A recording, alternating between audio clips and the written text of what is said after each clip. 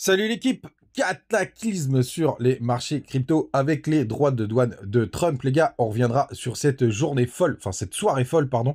Et surtout, les gars, va falloir faire très attention parce que c'est pas fini. On va en parler dans cette vidéo et on ira voir plein de petites choses et une surprise, un truc assez cool pour ce matin. J'espère que vous êtes prêts. C'est parti avec un BTC qui est à 83 400. Il a tapé les 88 000 hier. Il perd 0,8%. Ether, lui, il perd 1,6%. On a BNB dans le vert, plus 1,7%. Il y a des rumeurs d'ETF. On est à 608 $. Ton, lui, il perd 5%. Dans le vert, on a quand même Sui qui prend 2,4%. LTC, pareil. Mantra qui prend aussi 3%. Ça dévisse du côté de Pi et de Hype qui perdent 6,5% et 5%.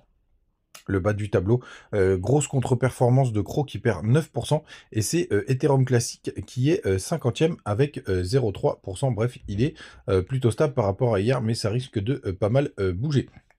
Les gars, côté daily du BTC, ça a été quand même un sacré bordel hier. Hein. On a vraiment les mèches de Trump. Alors la dernière fois, c'était ce fameux dimanche là. On voit vraiment que les mèches de, enfin le Trump, le Trump speak, on va dire ça comme ça. C'est quand même des grosses journées de volatilité. Ça, c'était un dimanche, on s'était fait ravaler très rapidement. C'était à l'époque où il y avait toute l'histoire des Mélania, etc. Mais quand même, à noter qu'on va toujours chercher des zones qui sont des zones qui sont importantes pour le marché.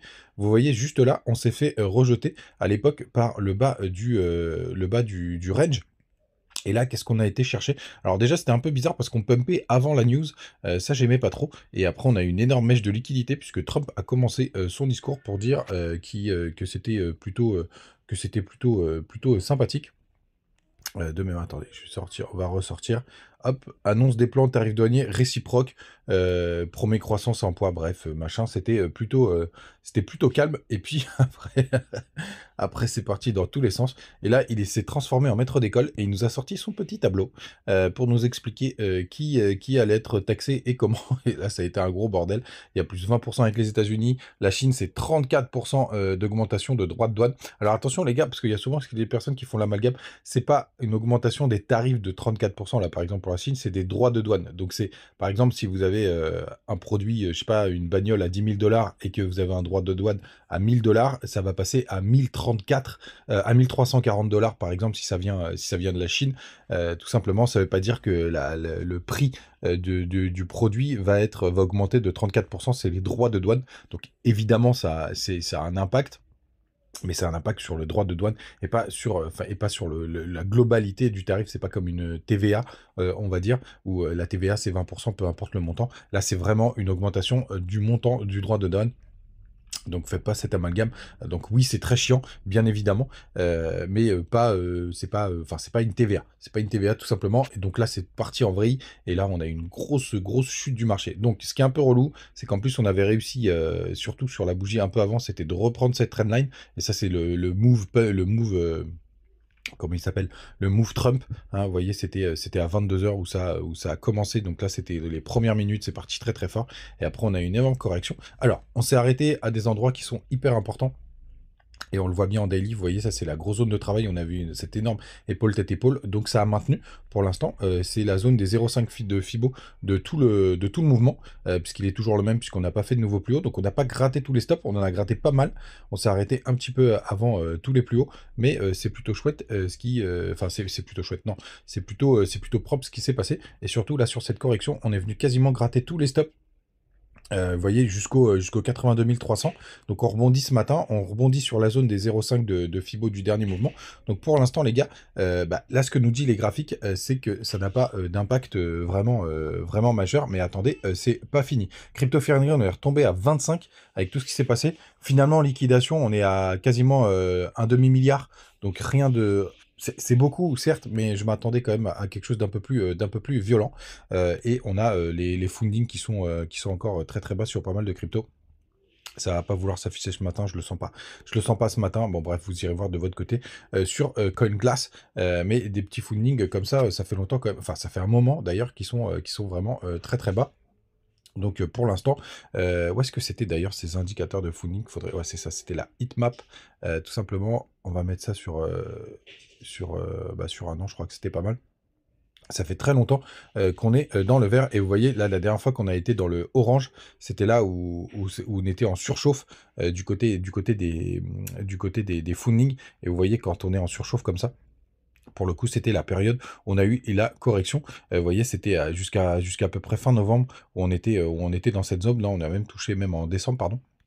Jusqu'à fin décembre, bah, c'était d'ailleurs le top des alts. Donc, pour le coup, cette heatmap qui est vraiment très importante à surveiller. Les gars, on continue avec pas mal de petites news. Donc déjà, n'oubliez pas, et on finira par un sujet hyper important cet après-midi parce qu'il se passe quelque chose de très très important cet après-midi. Donc, on n'est peut-être pas au bout de notre peine. Vous avez le Twitter, n'hésitez pas à me rejoindre. Vous avez le Telegram. Et la grande nouvelle du jour, les gars, c'est que j'ai pris un partenariat avec Bitunix, tout simplement.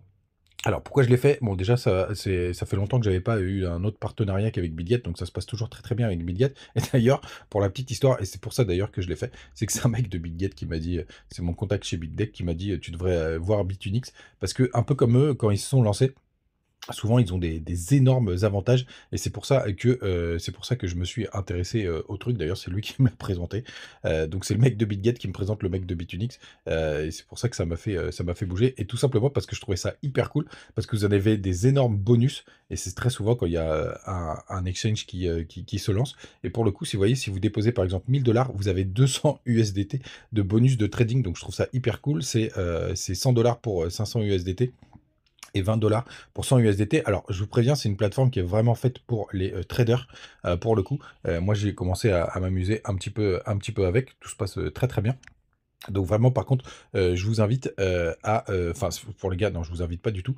C'est que pour les, enfin, c'est vraiment pour les traders.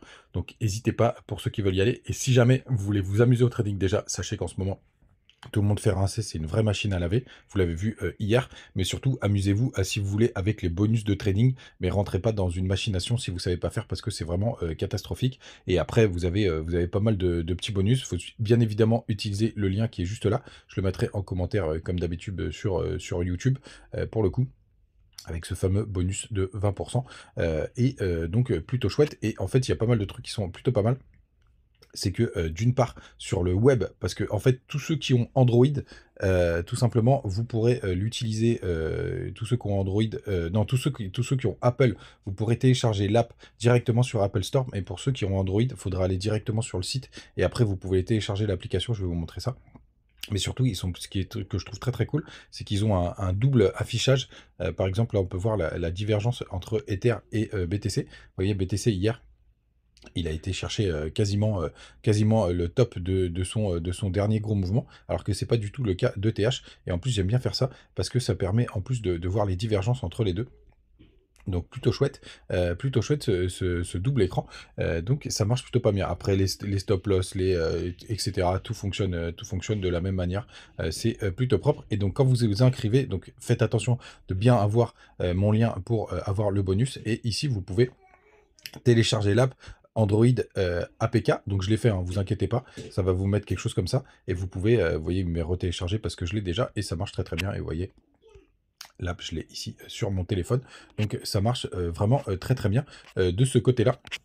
Et après, franchement, il y a rien d'extraordinaire. C'est à peu près les mêmes, graphiques.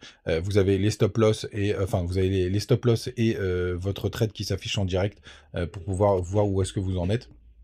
C'est plutôt bien fait. Et après, c'est des interfaces classiques. Franchement, RAS, donc n'oubliez pas, vous avez les petits liens en commentaire et une grosse promo pour le démarrage. Donc ça, c'est plutôt cool. Allez, on enchaîne avec le sujet du jour qui est vraiment hyper important, les gars. Puisqu'hier, les annonces de Trump, les marchés boursiers étaient fermés.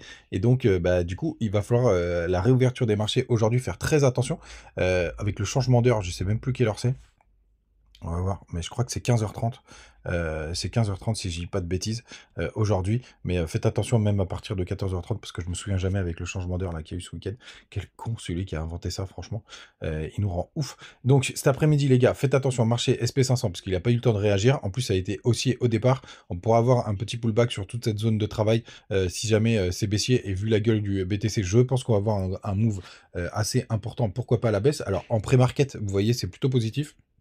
Mais bon, il va falloir vraiment attendre la réouverture des marchés. Et surtout, les gars, cette réouverture, ça pourrait avoir un impact assez important du côté du BTC. Allez, on se met sur Bitunix, pour le coup, parce que du coup, faites attention à vous. Comme je vous disais, on a gratté pas mal de petits stops. Là, pour l'instant, on a eu un énorme dump. Là, on est en train de former un potentiel bar Simpson. On a une petite imbalance jusqu'au 82 800 du 1 heure. Pour le coup, on va voir ce que ça va donner. Mais et par contre, ce qui est bien, c'est que depuis les 80 230, on est en train de maintenir une zone et je suis persuadé qu'on doit être facilement qu'on doit être sur les 0,618 pour le coup, donc une bonne zone de rebond. Là où on est, on va passer hop en 1 heure. Alors ça va être un peu charabia parce on va avoir les deux graphiques qui vont s'additionner, mais on va le faire quand même en direct live. Hop, tac, et on va voir. Ouais, on a même traversé les 0,786. Désolé, c'est pas très lisible. Mais moi je le vois, on a même traversé les 0,78, donc c'est plutôt pas mal. Et comme je vous le disais dans un des tweets, les gars, tant qu'on maintient cette zone, hein, et c'est ce qu'on a fait pour le moment, c'était là, tant qu'on maintient la zone, c'était dans quel thread pour le coup? Ouais, je sais plus, c'était là où notre ami, comment il s'appelle? Grok m'avait cité. Ouais, c'est là. Tant qu'on tient les 80 250, et vous voyez, on a tenu même un peu mieux, puisqu'on a tenu c'est celui-là, 80 269, on l'a même pas touché. On est plutôt sur un rebond et une continuation haussière. Donc on va voir ce que ça va donner. Mais surtout les gars, attention, c'est après-midi. Et n'oubliez pas de profiter de Bitunix pour les traders. Les gars, faites attention à vous. Et pour pour tous ceux qui veulent s'amuser au trading, jouez avec le bonus de trading, pas plus. Ça reste dangereux, surtout en ce moment. Et je veux que vous le sachiez. Passez une bonne journée, à demain. Ciao.